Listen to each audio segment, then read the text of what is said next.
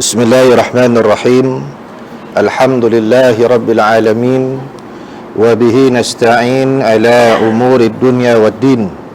Wassalatu wassalamu ala sayyidina Muhammad wa ala alihi wa ashabihi wa man tabi'ahum bi ihsanin ila yaumiddin.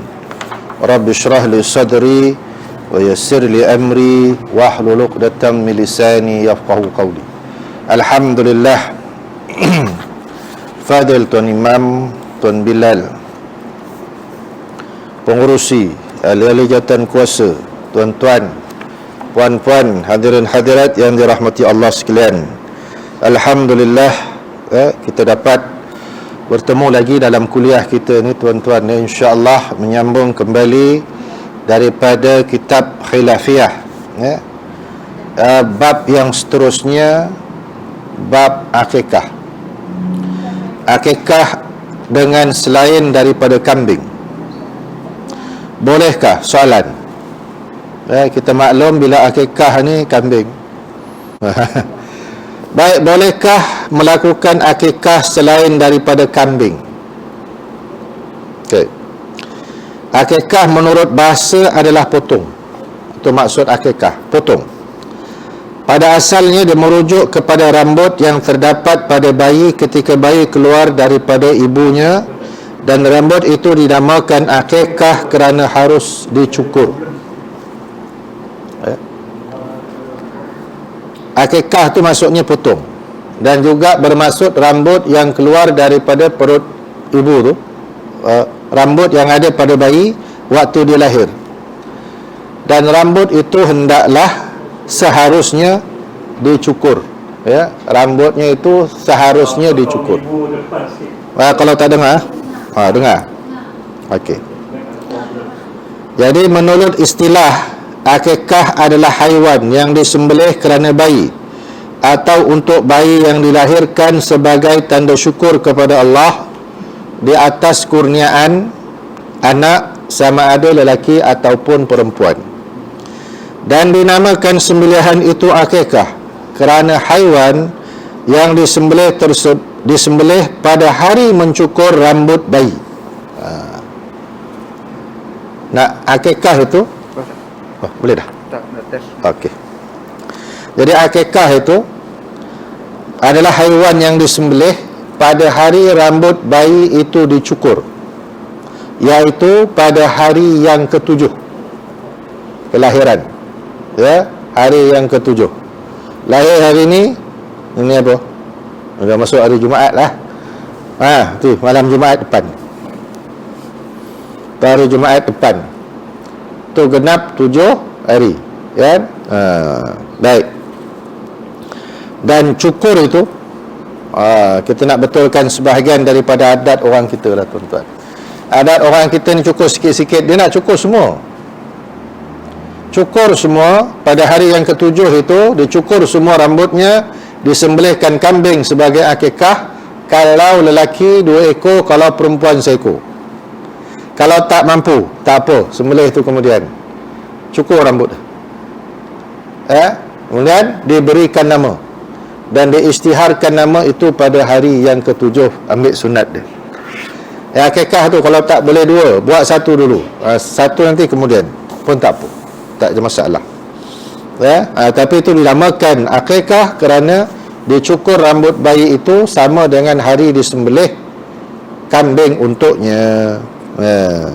Baik, hukumnya apa dia? Sunat muakkad. Ini sunat yang sangat-sangat dituntut dan digalakkan menurut jumhur ahlul ilmi daripada kalangan para sahabat, semua sahabat, tabi'in, anak-anak murid sahabat, dan fuqaha, ulama-ulama daripada mazhab Syafi'i, Maliki, dan yang masyhur daripada mazhab Hambali. Itu. Jadi kebanyakanlah tuan-tuan, kebanyakan ulama ini, hampir seluruhnya, adalah satu perkara yang amat disunat dan digalakkan untuk mengadakan akikah. Bagi anak lelaki 2 ekor, sebagaimana saya sebut tadi, Sekiranya tak mampu memenai dengan seekor kambing, tak mampu, buatlah dulu seekor. Kemudian bila ada rezeki, buat lagi seekor. Dan seekor lagi, dan seekor pula untuk anak perempuan. Anak perempuan seekor. Baik. Soalannya, binatang akikah. Apakah boleh melakukan akikah selain daripada kambing? Boleh tak? Yang dilakukan oleh Nabi dan para sahabat, kambing. Macam mana negeri itu tak ada kambing, tuan-tuan? Tak ada kambing dan tak ada lembu. Tuan-tuan tahu Maldives tak? Maldives. Dekat pulau peranginan di tengah-tengah lautan Hindi itu, saya pernah beberapa tahun mengajar imam-imam Maldives ni. Buat khusus saya mengajar dia orang. Saya tanya kampung dia kambing tak ada, lembu pun tak ada. Yang ada ayam dan ikan. Jadi macam tuan-tuan. Takkan nak sembelih ikan pun. Yang ada ayam. Ayam ada, lembu kambing tak ada. Saya pun terkejut. Baik. Jumhur fuqaha, kebanyakan, majoriti ahli-ahli fiqh, ulama dan muhaddisin, muhaddisin apa dia? Boleh menggunakan kambing, biri-biri, unta, lembu atau kerbau. Boleh, selain daripada kambing, biri-biri, unta boleh, lembu boleh, kerbau boleh. Baik, ayam tak boleh. Oleh itu, bagi anak lelaki disunatkan 2 ekor kambing. Jika berakikah dengan lembu umpamanya, bersamaan dengan 2 bahagian lembu. Lembu ni 7, lembu unta 7 bahagian. Macam kita korbankan, ada 2 bahagian untuk akikah. Keluarga ni ada 2 lagi keluarga, 2. Ada seorang lagi anak perempuan, cukup 2, 6 campur 1, 7. Cukup seekor lembu. Sah. Boleh, tak ada masalah. Sekiranya tidak mampu memadai dengan 1 ekor kambing bersamaan 1 bahagian lembu, boleh. Dan bagi anak perempuan, 1 ekor kambing atau 1/7 lembu. Sama dengan laki tadilah. Kalau dia tak mampu, 1/7. Kalau dia cukup, 2/7. Okey. Sebahagian yang lain tidak boleh. Sebahagian ulama lain kata tak boleh. Hanya boleh menggunakan kambing saja. Antaranya adalah mazhab Ibnu Hazmin Al-Zahiri. Ini dah tak ada mazhab ni dah pupus. Mazhab Al-Zahiri, Ibnu Hazmin ini dah pupus, tuan-tuan. Dia kalau ada, dia kacau, bukan kacau lah, tuan-tuan. Dia pemikiran dia lain. Dia mengikut zahir ayat Al-Quran. Ada, tuan-tuan. Kalau menikah 4, dia boleh lebih, tuan-tuan. Mathna wa thulatha wa ruba'. Berapa? 2, 4. 4, 8. 3 dah 6 dah. Berapa tadi? Mathna wa thulatha wa ruba'. 2 berapa? 4. 3, 6. 10 lah. 4, 8. 18 campur 1, 19. Nasib baik mazhab ni dia tak ada, tuan-tuan. Tak ada, kacau kan. Tapi tu kitab-kitab dia masih ada lagi dan dipakai. Bukan dipakai, masih ada lagi orang rujuk lah. Tapi mazhab ni rasanya dah hampir pupus, tuan-tuan, sebab tak ada pengikut. Kemudian Abu Ishaq Asy-Sya'ban, ulama Maliki, dan Al-Bandani, ulama Syafi'i. Apa dia? Ini pandangan-pandangan ni lah. Tidak boleh, hanya boleh kambing saja. Mazhab ni lah. Ada beberapa pandangan. Dalil sebahagian yang lain yang menyatakan hanya kambing.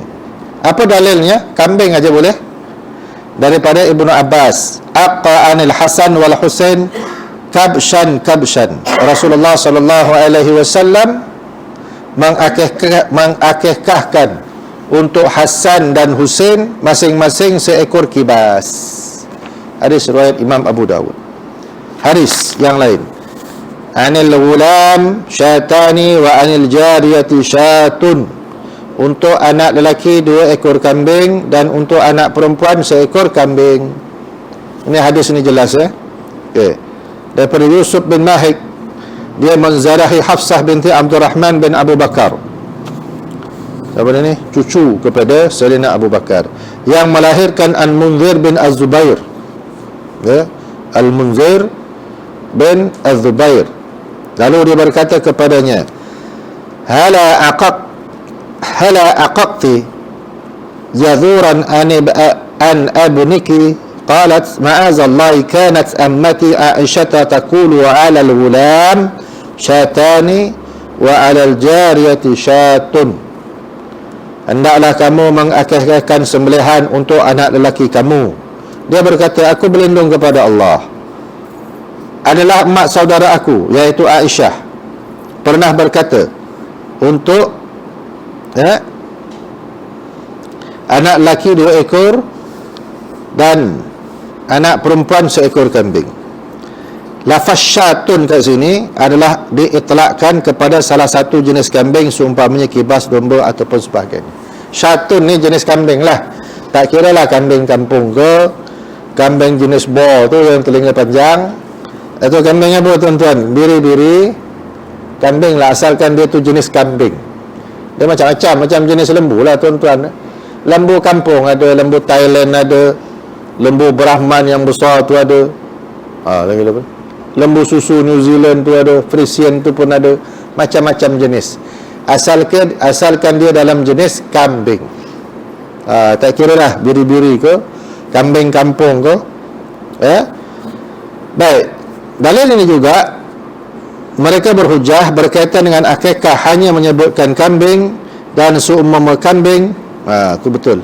Hadis itu jelas, kambing atau sejenis kambing 2 ekor untuk anak lelaki, 1 ekor untuk anak perempuan. Baik, itu pandangan yang menyatakan bahawa akikah mesti kambing sahaja. Ulama-ulama lain, majoriti, ya, ma'al ghulami aqiqatun fa'ariku anhu daman. Dia hadis daripada Nabi SAW. Akikah dilaksanakan kerana kelahiran bayi, oleh itu sembelihlah binatang untuk kelahirannya. Hadis ini khusus. Nabi sebut dalam hadis ini khusus, bukan khusus, umum. Nabi tidak mengkhususkan untuk sembelihan itu kambing saja. Sembelihlah, ya, fa'ahriku anhu daman, maksudnya apa? Tumpahkan darah haiwan, ya, sebagai akikah. Nabi tak sebut kambing ataupun jenis apa. Baik, Nabi tidak mengkhususkan. Jadi hadis ini sah kalau akikah itu haiwan apa pun. Hadis yang lain daripada Jabir, harajna ma'a Rasulillah sallallahu alaihi wasallam nuhallina bil haji fa amarana an nashtarika fil ibil wal baqar kullu sab'atin fi badanatin. Kami keluar bersama dengan Nabi SAW daripada Madinah untuk mengucapkan tahlil la ilaha illallah dengan berniat untuk mengerjakan haji. Kemudian baginda menyuruh kami berkongsi 1 ekor unta dan lembu untuk 7 orang daripada kami sebagai 1 ekor badanah, maknanya 1 ekor tu kongsi 7 orang. Baik, hadis yang lain, man wulida lahu waladun fa ahibba ayyan saka an waladihi falyaf'al. Siapa yang diberikan kelahiran baginya seorang anak lelaki, maka hendaklah dia berakikah atasnya, maka lakukan. Kalau dia berniat untuk melakukan tu, buatlah. Nusuk ni maksudnya apa? Hendak bernusuk. ayyan saka, dalam hadis dia kata nusuk ini merangkumi unta, lembu dan kambing. Perkataan nusuk itu yang disebut oleh Nabi itu termasuk kambing, lembu dan unta. Okay. Imam Al-Hafiz Ibnu Hajar Al-Asqalani berkata, jumhur ulama membolehkan unta, lembu, ya, dan terdapat hadis pada Imam At-Tabrani dan Abu Syah daripada Sayyidina Anas secara marfu', yu'aku anhu minal ibil wal baqar wal ghanam. Bayi yang baru dilahirkan diakikahkan dengan unta atau lembu atau kambing. Boleh. Hadis lain. Jadi bermaksud yang Nabi suruh sembelih itu, sembelihlah apa-apa tuan-tuan, asalkan haiwan itu sah dibuat akikah. Tak kira lah unta ke. Terlebih kan, patutnya dua bahagian aja. Dia sembelih lembu tuan-tuan, Masya Allah, tak apa, tak ada masalah kan. Tak ada masalah, banyak lah orang boleh makan kan, ya. Baik, ataupun dia sembelih apa tuan-tuan, unta, ya, sembelih kambing, kalau dia tak mampu, ada seekor je, tak apa, tak ada masalah tuan-tuan. Islam ni bab-bab sunat ni tuan-tuan ni, bab-bab sunat ni tidak, bab-bab yang sunat ini lakukan mana yang kita mampu, mana yang tak mampu tak apa, dia sunat. Yang penting yang wajib, yang penting yang wajib tu. Yang ni sunat, mampu kita buat, tak mampu kita tangguhkan. Ya, baik, tak ada masalah, ya. Cumanya kalau nak ikut betul-betulnya hari yang ketujuh tu lah, yang tu kalang kabut sikit lah kan tuan-tuan, ya. Mau dapat baby baru, kadang tak keluar ke hospital dan sebagainya, tapi itulah dia punya sunatnya tuan-tuan, ya. Dalam hadis yang lain daripada Anas, kata Nabi SAW, man wulida lahu gulam falya'iki anhu minal ibil wal baqar wal ghanam. Nabi sebut dalam hadis ini, siapa yang dilahirkan untuknya anak laki, maka hendaklah dia mengakikahkan atasnya unta atau lembu atau kambing. Hadis riwayat Imam At-Tabrani, Imam Ibnu Hibban, ya, dan dalam banyak kitab-kitab yang lainlah disebutkan. Hadis daripada Abu Bakrah, hadis yang lain pula, sesungguhnya dia berkorban untuk anaknya Abdurrahman dengan sembelihan, lalu memberi makan kepada penduduk Basrah.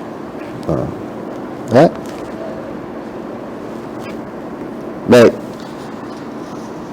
qiyas akikah kepada sembelihan dan al-hadyu, seperti mana yang kebanyakan ulama. Imam Malik berkata, sesungguhnya ia akikah sama dengan nusuk atau korban. Kata Imam Malik, akikah tu sama dengan korban. Boleh. Apa haiwan yang boleh dibuat korban, boleh dibuat akikah. Apa haiwan yang boleh dibuat korban, boleh dibuat akikah. Kita berkongsi hari raya korban, boleh tak? Boleh.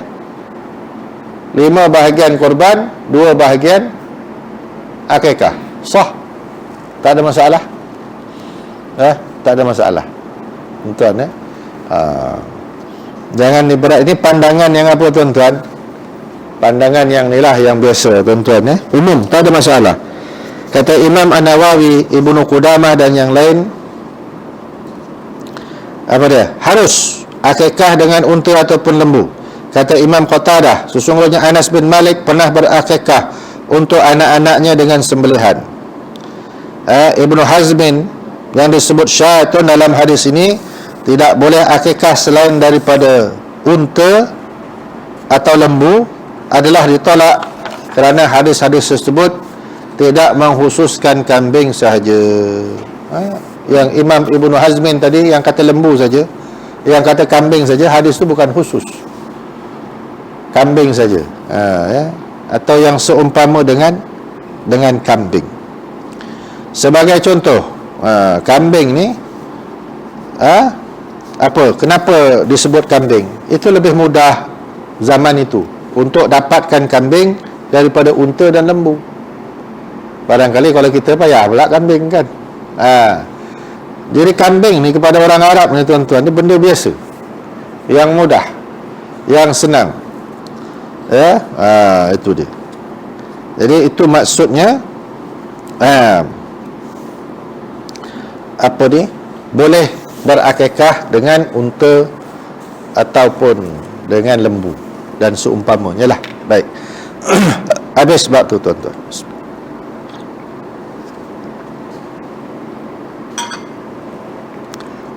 Yang seterusnya, amalan membaca surah Yasin pada malam Jumaat.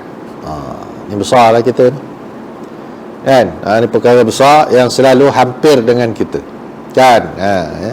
Malam Jumaat je kenapa kita baca Yasin, tak malam yang lain?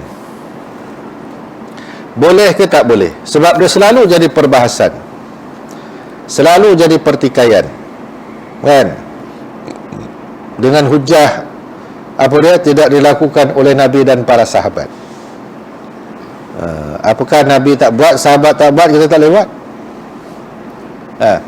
Baik tuan-tuan ya, soalan, apakah hukumnya membaca surah Yasin beramai-ramai pada malam Jumaat seperti yang selalu dilakukan di negara kita?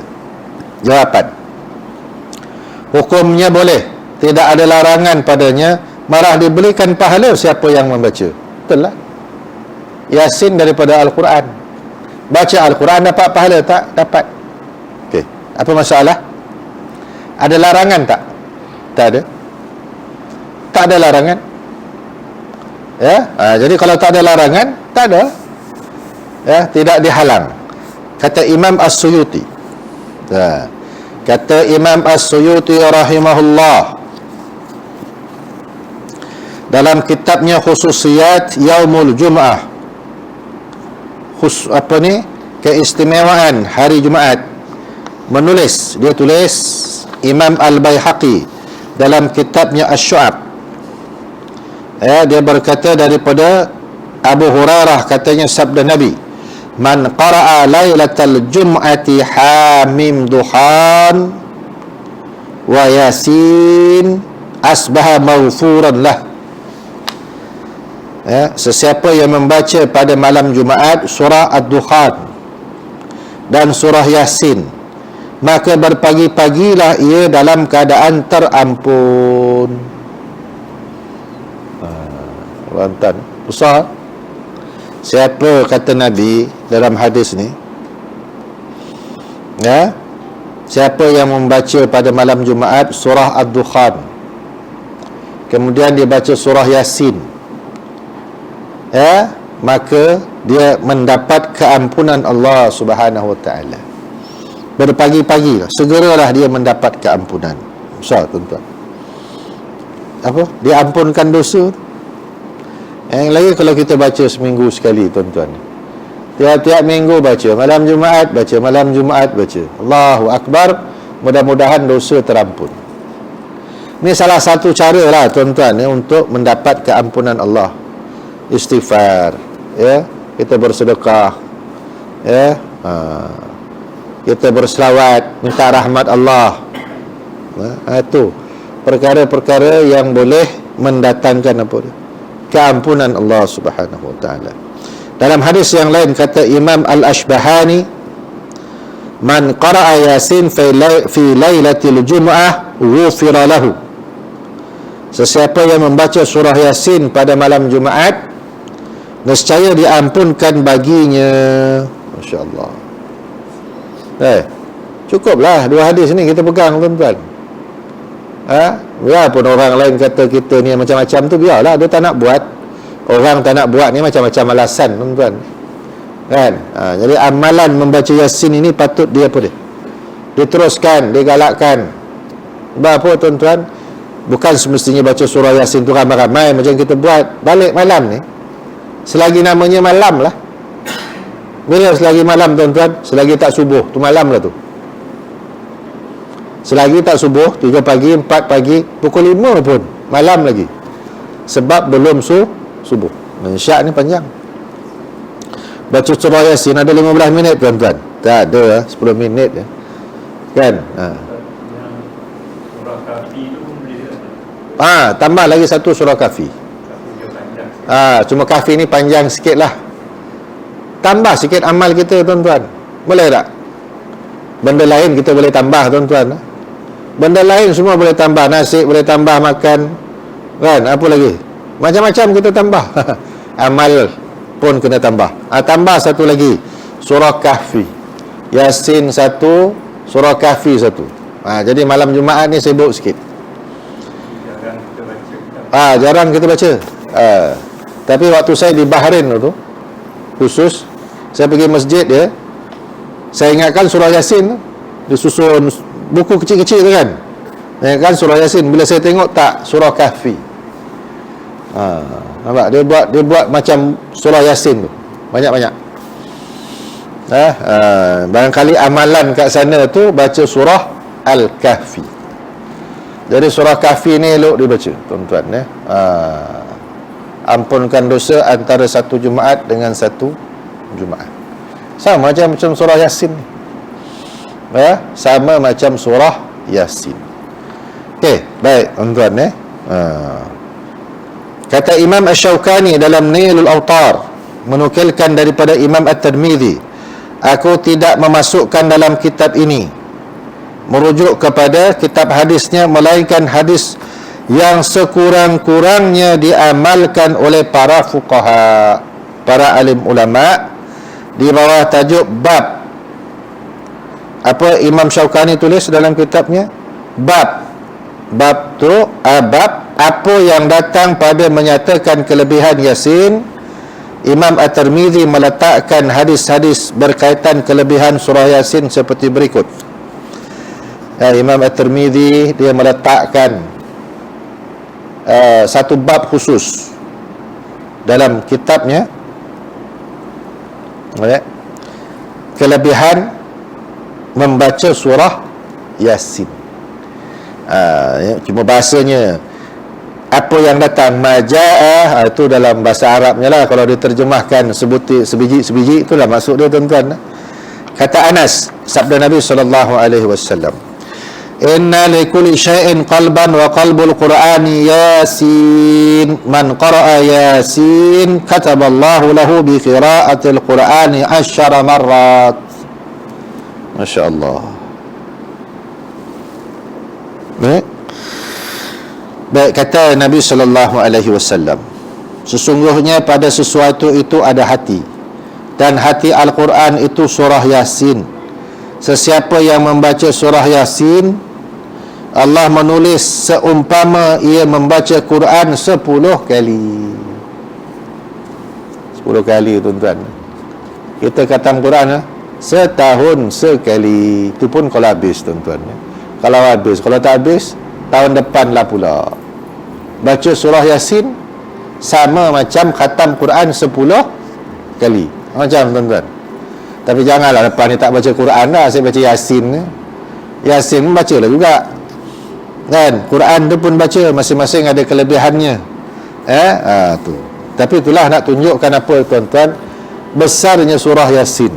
Sebab itu surah Yasin ni tuan-tuan pada orang Melayu kita ni, Masya Allah tuan-tuan, semua perkara lah kalau boleh dia baca surah Yasin. Betul tuan-tuan hampir semua perkara dia membaca surah Yasin. Naik rumah, buat rumah, masuk rumah baru, boleh semualah. Nak periksa, nak itu, nak ni, kan, doa selamat, semua, segala-galanya kepada orang Melayu ni surah Yasin. Ini juga satu masalah. Masalahnya apa? Dia tak nampak dah Quran lah. Yang nampak Yasin ni. Itu pun masalah dia. Dia yang lain dia tak nampak. Yang dia nampak surah Yasin ni. Sebab dah terlalu banyak amalan yang dia baca surah Yasin sampai dia tak nampak Al-Quran. Sedangkan Al-Quran itu ada kelebihannya. Jadi Al-Quran pun baca, surah Yasin pun baca. Boleh tuan-tuan malam Jumaat tambah pula satu lagi. Kalau tak malam, siang pun boleh baca surah Al-Kahfi. ya, baca surah Al-Kahfi. Baik, hadis yang lain kata Imam Asy-Syaukani daripada Imam Ahmad rahimahullah, Yasin qalbul Quran la yaqra'aha rajulun yuridu Allah wa darul akhirah illa ghufira lahu wa qara'uha ala mautakum. Ya, dalam hadis ini Yasin adalah hati Al-Quran. Tidak membaca akan dia seorang yang hendak keredaan Allah Subhanahu wa taala dan hari akhirat, melainkan diampunkan baginya. Dan bacalah ia ke atas orang mati di kalangan kamu. Itu yang kita orang mati tu kita baca Yasin. Ni hadis ni lah yang diriwayatkan oleh siapa tuan-tuan? Masya Allah, Imam At-Tirmidzi, Ad-Darimi dan Imam Al-Baihaqi. Ya, kata Syekh Ahmad Karim Al-Hassawi As-Sajjar, murid Imam Al-Haddad, dalam kitabnya Tathbit apa tu? Dia sebab dia tulis Rumi, payah kita baca tuan-tuan. Menghimpunkan kalam nasihat dan wasiat gurunya, bahawa mengenai surah Yasin ini Imam Al-Haddad berpesan, surah Yasin dan kalimah la ilaha illallah adalah penawar bagi sesuatu. Jika engkau payah untuk menghafaz atau membaca surah tersebut dengan lengkap, maka bacalah sehingga ayat yang ke-9. Kalau teruk sangat ni, malas nak baca tuan-tuan, bacalah sampai ayat yang ke-9, cukup lah. Baca sampai ayat yang ke-9. Tapi tak adalah orang kita tuan-tuan, orang kita baca Yasin ni habis. Yasin adalah hati Al-Quran, dan orang yang beriman, bagi orang beriman amat besar artinya. Malah jika ada orang yang sakit, yang jatuh, yang ditimpa musibah apa sebagainya, hendaklah engkau membaca Yasin untuk mendapat perlindungan Allah. Demikian besar dan pentingnya kedudukan Yasin kepada orang yang beriman, dan mereka sesungguhnya amat memuliakannya. Maka hal ini berterusan hingga sekarang. Maknanya orang yang beriman di kalangan kita ni tuan-tuan, membaca surah Yasin ini sudah menjadi kebiasaan. Orang sakit, orang susah, orang yang ada hajat dan sebagainya, semua kita baca surah Yasin. Baik. Kelebihan surah Yasin ada banyak. Macam-macam ya. Tersebut dalam macam-macam kitab. Saya sebut yang ni tadilah. Dan kenapa dibaca surah pada malam Jumaat? Tu kita dah tengok tadi kan. Nabi sebut secara jelas Lailatul Jum'ah, malam Jumaat. Nabi tak sebut malam lain. Jadi sebab itu amalan sebahagian besar umat kita ni, malam Jumaat ini dibesarkan. Eloklah tuan-tuan, malam Jumaat ni ada satu malam yang khusus untuk kita tak pergi mana-mana, tak buat apa-apa. Kita baca Yasin, kita tahlil, kita selawat. Apa lagi tuan-tuan? Bukan mengkhususkan itu kerana apa tuan-tuan? Sebab kelebihan hari Jumaat. Nanti kita akan tengok pula apa kelebihan hari Jumaat itu dalam bab yang lain.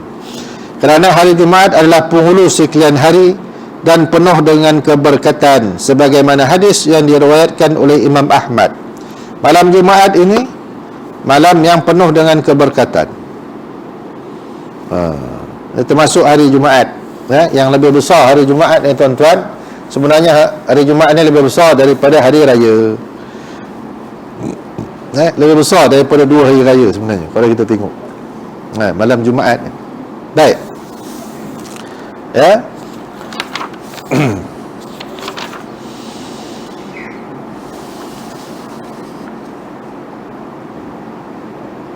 Okey. Habis begitu. Bab menyebut sadaqallahul azim. Kita lepas baca Al-Quran, kadang-kadang kita tengok orang baca Al-Quran kan? Ayo sekali lepas habis tu sadaqallahul azim. apa pandangan ulama. Yang ni kita nak tengok dalilnya. Boleh ke tak boleh? Apa hukumnya menyebut sadaqallahul azim selepas membaca Al-Quran? Sunat. Sekiranya dikira baik dan disuruh agama. Baik, tak ada masalah, elok. Sebagaimana Allah Ta'ala sebut dalam surah Al-Hajj, waf'alul khaira la'allakum tuflihun, dan laksanakanlah kebajikan, mudah-mudahan kamu berjaya. Melaksanakan apa juga kebajikan? Tuntut ilmu, belajar, tuan-tuan, dalam perkara yang besar. Ya? Satu hari, tuan-tuan, cerita orang tuntut ilmu ni, besar tak besar orang tuntut ilmu ni, tuan-tuan. Sebab tuntut ilmu hari ni lah kerja yang paling senang. Duduk dengar. Ya, di Damsyik, Damsyik, Syria, ada penggali kubur. Penggali kubur kerja apa? Gali kubur lah. Ya, satu hari ada apa dia? Orang perempuan datang minta gali kubur. Dia pun galilah sebagaimana permintaan orang perempuan tadi. Tak lama lepas tu datang sekumpulan orang, tak ramai, bawa satu jenazah dan disambut oleh penggali kubur tadi, lalu diuruskanlah sebagaimana sepatutnya. Ya, mana dia sambut, masukkan dalam liang itu. Waktu dia masukkan dalam liang itu tadi, dia nampak, ya, dibuka hijab dia nampak taman yang teramat cantik. Ya, baru dia nak menghulurkan, letakkan mayat tadi, datang dua orang penunggang kuda, ambil terus mayat tu daripada dia dan bawa lari dengan kadar yang paling cepat. Ya, dengan kadar yang paling cepat. Tuan-tuan, bila dia tengok tu, tuan-tuan, baru nak letak, orang datang ambil dengan taman surga. Lepas tu dia pengsan. Lepas tu dia tiba-tiba dia pengsan. Dalam keadaan dia pengsan tu, tak sedar, tuan-tuan. Lepas tu orang kejutkan dia, kenapa kau pengsan? Kenapa tiba-tiba kau pitam pengsan? Kata, aku nampak begini. Orang perempuan tadi kata, ini hayalan kau je. Sebab yang datang mayat ni orang biasa, tak ramai orang, kan? Okey. Dia pun sedar, dia cerita, orang tak percaya. Berlalulah beberapa bulan selepas tu, dia masih lagi kerja gali kubur. Dia gali. Datang lagi perempuan yang sama, minta dia gali lagi satu kubur. Dia pun gali lah. Dia pun gali. Lepas siap gali, tak lama datanglah jenazah. Orang tak ramai. Perempuan tadi menangis. Lepas tu dia pun ambil jenazah, letakkan tempat biasa yang macam selalu dia buat. Datang lagi, dia tengok lagi, ada taman syurga. Bukan ada taman lah, dia tak tahu taman yang teramat cantik. Datang dua orang penunggang kuda, baru je nak letak, dia ambil penunggang kuda tadi, mayat tadi bawa lari. Yang kali ni dia tak pengsan. Siap dia buat, dia kejar perempuan tadi tu yang suruh dia gali kubur. Lalu dia tanya, siapa kamu sebenarnya? Kata, aku orang biasa, aku duduk di sini. Kamu tak yang datang dulu? Iya, yang datang dulu. Aku nak tanya, yang mati dulu tu siapa? Yang mati tu dulu tu anak aku. Dia tu penuntut ilmu, orang yang belajar. Dia pelajar. Yang mati tadi? Yang mati tadi adik dia. Adik dia kerja potong kayu, jual kayu untuk apa dia? Bagi bantuan kepada abangnya yang belajar. Nampak, tuan-tuan? Dia pun cerita apa yang dia nampak. Perempuan tu tetap kata itu hayalan kamu barangkali. Lepas daripada tu tuan-tuan, dia lari tinggalkan kubur. Lari pergi mana? Lari pergi masjid, jumpa Tuan Syah. Dia pun cerita, dia kata aku nak belajar. Aku nak belajar. Umurnya waktu itu tuan-tuan hampir 40 tahun. Sebab apa? Itulah besarnya orang yang masih dalam keadaan menuntut ilmu. Mati je tuan-tuan, malaikat ambil. Kuburnya sudah nampak macam taman syurga. Senang tak orang belajar? Senang tuan-tuan, duduk dengar. Dan Betul jannah tu. Raudatul Jannah. Sebab tu Nabi kata apa dia? Majlis ilmu ni Raudatun min riyadul jannah. Salah satu daripada taman-taman syurga. Maknanya syurga ni, kalau ikut hadis Nabi tu, satu daripada taman syurga. Mana taman syurga ni banyak. Salah satunya apa tuan-tuan? Majlis ilmu. Sebab tu orang yang duduk dalam majlis ilmu ni, Masya Allah, malaikat datang. Macam-macam kelebihan tuan-tuan. Mati pun ya Allah, macam budak tadi kan, baru masuk dalam liang kubur, malaikat datang ambil balik lari. InsyaAllah. Itu besarnya ilmu dalam Islam. Sebab apa? Islam tak nak orang ni jadi bodoh, jadi jahil. Dan ilmu ni teramat luas tuan-tuan. Ni kita baru tengok kitab ni, kitab lain, ilmu lain. Tuan-tuan, tapi bila sampai kepada bab ilmu ni tuan-tuan, biasalah tuan-tuan, hanya Jauhari yang mengenal mak nikam. Jauhari, bukan Johari mengenal maniam tuan-tuan. Jauhari yang kenal mak nikam, bukan Johari yang kenal maniam. Tuan-tuan, hanya orang yang tahu je besarnya nilai tuntut ilmu. Hatta orang yang singgah pun dapat. Singgah je, malaikat jumpa, ya Allah, orang ni singgah je. Singgah pun dapat. Singgah pun dapat. Apalagi yang memang duduk tuan-tuan. Masya Allah. Tapi orang kita sampai bab menuntut ilmu tuan-tuan, kan? Tak tahulah, kan? Kalau kata jahil, marah pula, kan? Suruh belajar tak mau. Baik, jadi itu dia, melakukan kebaikan ini. Apa juga kebaikan? Buatlah kebaikan, dan kebaikan itu, kata Allah Ta'ala apa dia? Mudah-mudahan kamu berjaya, berjaya mendapat kelebihan dunia akhirat. Orang berilmu ni, dunia ada kelebihan, akhirat apatah lagi. Belum mati, belum sampai hari kiamat tuan-tuan, baru mati. Macam yang penggali kubur tadi ni, tengok, baru mati dah dapat dah. Allahu Akbar. Dan itu belum sampai hari kiamat lagi. Dan ucapan sadaqallah ini disebut oleh Allah Subhanahu wa taala dalam surah Ali Imran ayat 95. Katakanlah wahai Muhammad, telah benarlah firman Allah itu, qul sadaqallah.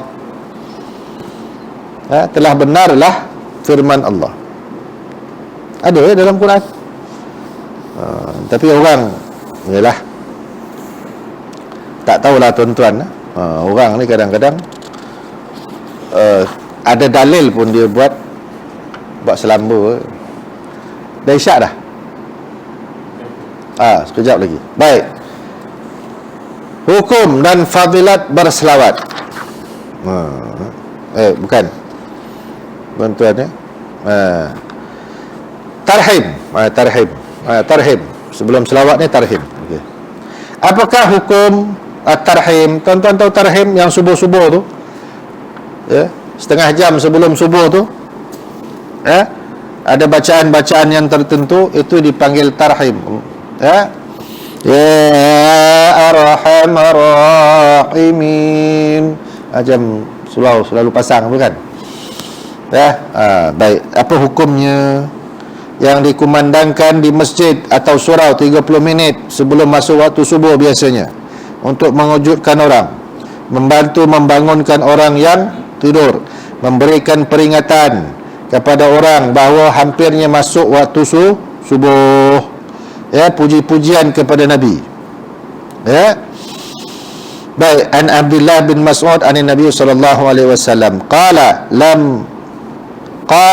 la yamna'anna ahadakum aw ahadan minkum adhanun Bilal min sahurihi fa innahu yu'adhinu aw yunadi bilailin liyarja'a qa'imakum wa liyunabbiha na'imakum. Kata Nabi, jangan kamu larang Bilal untuk melaungkan azan ketika masuknya waktu sahur. Ketika masuknya waktu sahur, mengingatkan sesiapa saja yang masih berjaga dan mengejutkan dari tidur orang yang masih tidur. Ini azan 2 kali lah.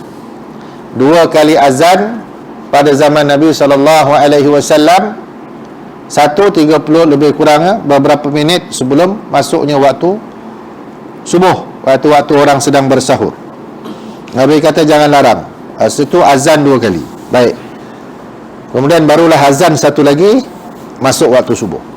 Kata Imam Ibnu Hajar Al-Asqalani dalam kitabnya Fathul Bari, pernah terjadi sebelum waktu subuh dan bukan hari Jumaat bacaan tasbih dan selawat ke atas Nabi. Kata Imam Ibnu Hajar, pernah terjadi sebelum waktu subuh dan bukan pada hari Jumaat, orang membaca tasbih dan selawat kepada Nabi sallallahu alaihi wasallam. Diriwayatkan ni, cerita ni ditulis, kitab ni ditulis oleh Imam Ibnu Hajar. Jadi tak ada masalah. Apa masalah tuan-tuan? Sebelum subuh kan, bukannya ganggu orang solat. Habis-habis orang komplain, bising. Yang komplain tu bukan orang kafir tuan-tuan, orang Islam. Tak tahulah kan, marah pula orang kejutkan dia solat subuh. Habis kalau dia tak solat subuh, macam tertidur. Kadang-kadang pelik tuan-tuan. Yang menjadi masalah kita ni tuan-tuan bukan orang, bukan Islam. Kadang-kadang orang Islam sendiri yang menjadi masalah. Banyak sangat komplain. Banyak sangat komplain itu, komplain ini, tak itulah, inilah tuan-tuan. Bukan nak banggalah tuan-tuan.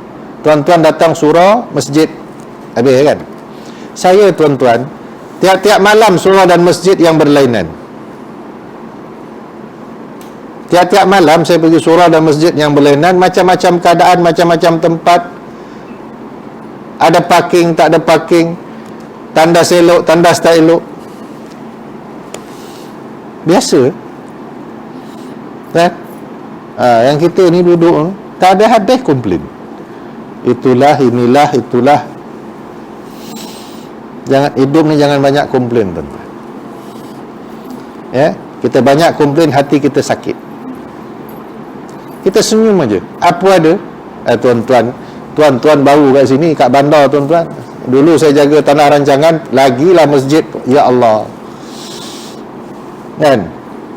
Masa tu saya jaga masjid ya, tengok masjid Velda tuan-tuan, ada yang yang elok-elok, yang tak elok pun ada juga. Biasalah tu. Fikir macam mana nak tolong dia bagi elok keadaan masjid dia. Bukan komplain bodoh lah tuan-tuan. Kan? Bagi cadangan. Kan? Yang tu. Jadi apa masalah orang kalau dia nak tarhim subuh-subuh? Kan? Bising. Allahu Akbar. Setengah jam nak suruh orang subuh, lepas tu kau nak tidur, kau tidur lah.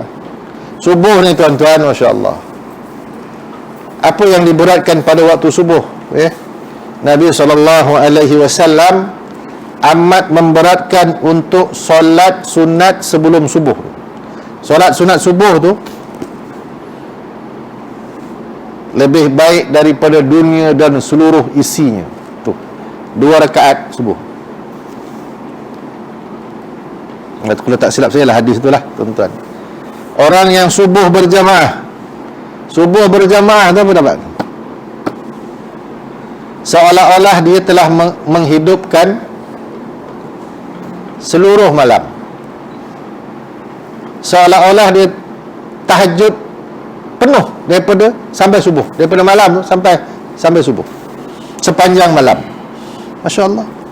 Sebab tu kata Nabi, subuh ni, kalaulah manusia tahu akan lebihnya solat subuh berjamaah, apa dia?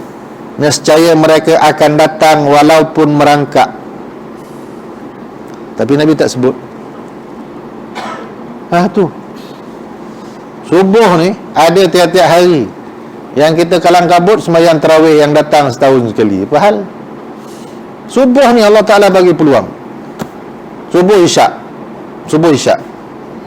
Jemaah dapat jemaah isyak seolah-olah kata Nabi separuh malam di tahajud. Dapat jemaah subuh seolah-olah sepanjang malam di tahajud. Ada malam kita nak tahajud sepanjang malam, tuan-tuan. Tak ada. 2 jam tu kira okey dah tu kan. Itu pun dah penat dah. Dapat subuh tu. Subuh jaga. Malam tak tahajud tak apa. Kalau dapat cantik, subuh jangan tinggal. Berjamaah. Sebelum subuh sunat 2 rakaat tu kan. Bukan qabliyah subuh, sunat subuh. Jangan tinggal. Masya-Allah. Itulah kelebihan kalau manusia nak cari. Dah bagi tahu dah, tak cari juga, tak pulanglah masing-masing lah kan. Jadi bacaan-bacaan ini dalam hadis lain, walau bagaimanapun apa dia, tidaklah boleh kalau tak ada masalah, tak apa tuan-tuan. Selama mana tidak mendatangkan perkara yang buruk, tak ada masalah.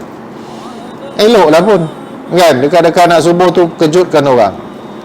Sebab tu macam mana Nabi nak kejutkan orang dulu? Sebab tu azan 2 kali. Dia jarang sini kan. Kampung saya azan 2 kali subuh tuan-tuan. Satu pukul 5 pagi, satu waktu subuh. Maklumlah, dah biasa dah. Jadi orang tahu azan dah. Tengok jam, pukul 5 tu azan pertama. Sempat mandi, apalah buat yang patut, siap-siap, dapat solat sunat sikit, pergi sempat berjamaah. Tu mahalnya subuh tu tuan-tuan ni. Mahalnya subuh sebab kehidupan orang beriman bermula sebelum subuh. Orang beriman dia mula pagi dia sebelum subuh. Macam kata Piramli tu, sebelum subuh sampailah. Allahu Akbar. Tuan-tuan, bukan lepas subuh. Okeylah tu kan, lepas subuh tak apalah. Ini tuan-tuan telajak subuh, habis kan. Habislah hari tu. Tak solat subuh kan. Adalah syaitanlah menjadi takut-takutlah hari tu tuan-tuan, tak ada keberkatan. Sebab apa? Subuh tak solat, tak sembahyang subuh. Itu penting tu. Wallahu a'lam. Cukup setakat di sini tuan-tuan. Nanti kita sambung bab pada berselawat kepada Nabi sallallahu alaihi wasallam. A'udzubillahi minasyaitonir rajim. Bismillahirrahmanirrahim. Allahumma aghnina bil ilmi wa daina bil hilmi wa akrimna bit taqwa wa jamilna bil afiyah. Rabbana atina fid dunya hasanah wa fil akhirati hasanatan wa qina adzaban nar. Sallallahu ala sayyidina Muhammad wa ala alihi wa sahbihi ajma'in walhamdulillahi rabbil alamin. Amin wallahu ta'ala a'lam. Assalamualaikum warahmatullahi